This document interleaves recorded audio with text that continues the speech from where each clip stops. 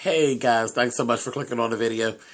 This is going to be another tag video, and you know what? I have to be honest. I wasn't even going to do this one. I've actually walked past this video idea maybe for the last week or two.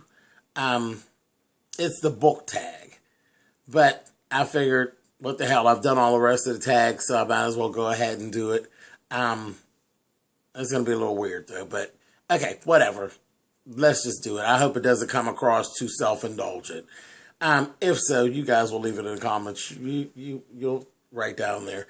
But there's some things that you're going to learn about me that you may not know. Okay, here we go. Let's go. Let's just do it. We'll do it. Whatever. It is what it is. Okay. Question number 1. Your favorite 3 books and why?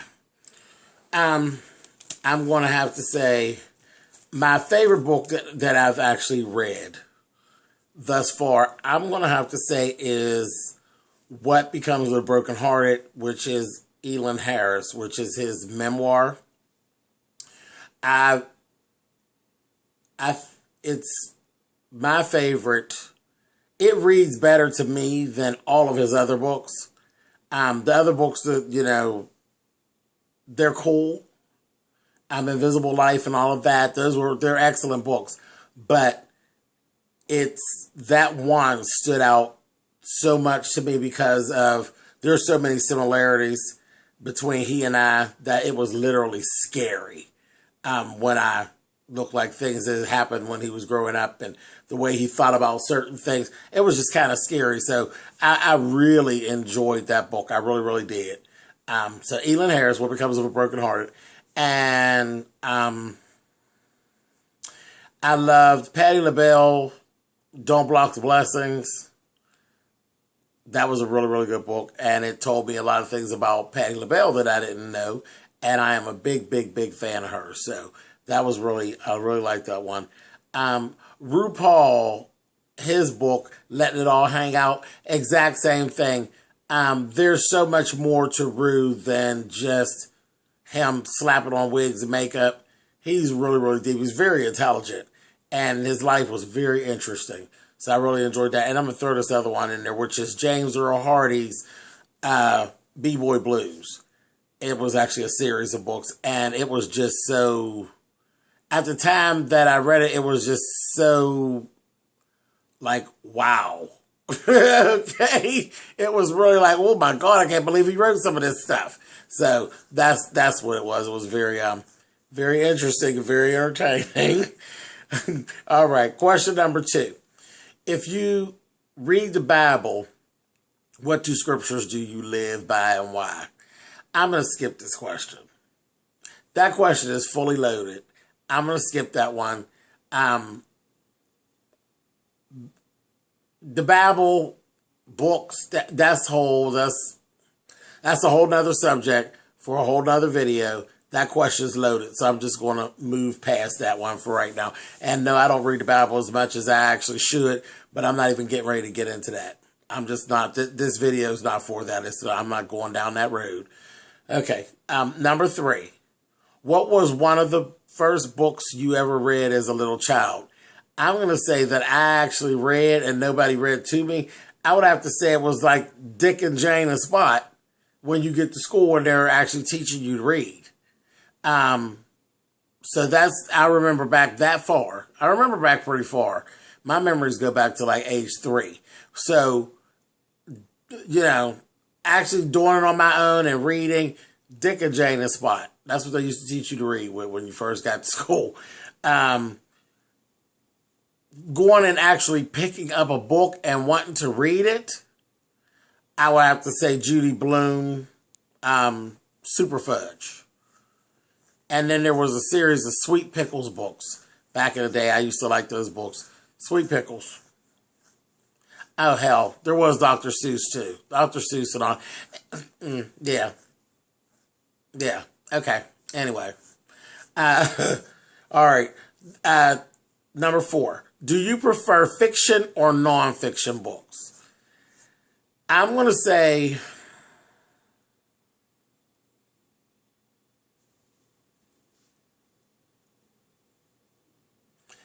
fiction.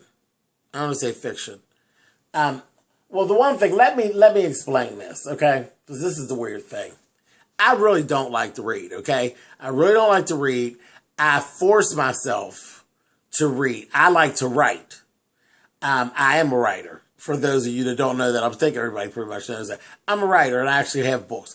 But I like to write. I really don't like to read. I force myself to read because reading helps with my writing. But I am not a fan of actual reading. And it's crazy because I am a creative person. But I don't know. Reading is just not, it's never been my thing. But I do read more now, than I have in the past.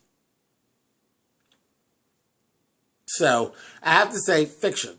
Fiction, because it's more laid back. If you're doing nonfiction, you're in that whole learning curve of things, and it's like you're trying to draw something out of it, and it takes on a whole different thing. So I'm going to say fiction, because fiction it's more recreational, and yeah, fiction. Fiction, definitely. Okay, let's see. Number 5. If you could write a book, what would it be about? I've already done that. I've written a book. The one book that I wrote is actually about, well, most of my stuff, I write fiction, okay? I write fiction, and it's generally things that you shouldn't say. Things that you shouldn't say or things that everybody's not willing to say, is what I'll say. And because I always have a problem with like genre for my books. I always say that my books are very, it's that gossipy kind of thing. It's like very gossipy, a lot of twisted turns and that kind of thing. That kind of thing. It's really grown up. It's grown up stuff, and it's a lot of twisted turns and a little gossipy. Okay, moving on. Number 6.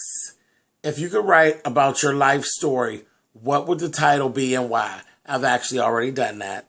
My memoir is actually called Boys Like Me. And that's exactly what it's about. It's a boy like me. A little bit different, a little bit thrown off.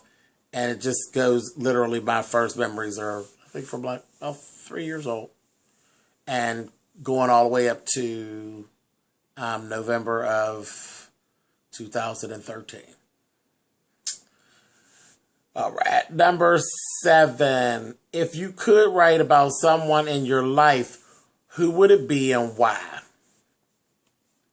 Actually, it would be 3 people.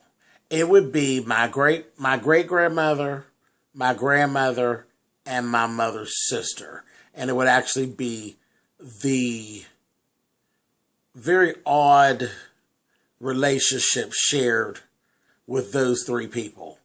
And the pathology of those 3 people.